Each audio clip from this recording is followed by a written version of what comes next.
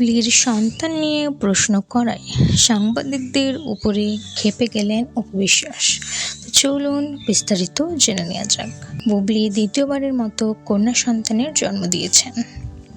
বুবলি এবং সাকিবের সংসারে এসেছে কন্যা সন্তান, যার নাম রাখা হয়েছে শার্লিন খান।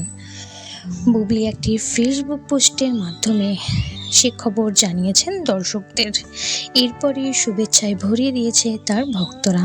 তবে সম্প্রতি অপু বিশ্বাস একটি শোরুম উদ্বোধন করতে গিয়ে একটি সাংবাদিক তাকে প্রশ্ন করে বসেন, আপনার সহকর্মী বুবলি মা হয়েছে, আপনি কি তাকে উইশ করেছেন? এমন প্রশ্নে অপু বিশ্বাস ভীষণই ইতস্তত বোধ করেন এবং কৌশলে প্রশ্নটি এড়িয়ে যান।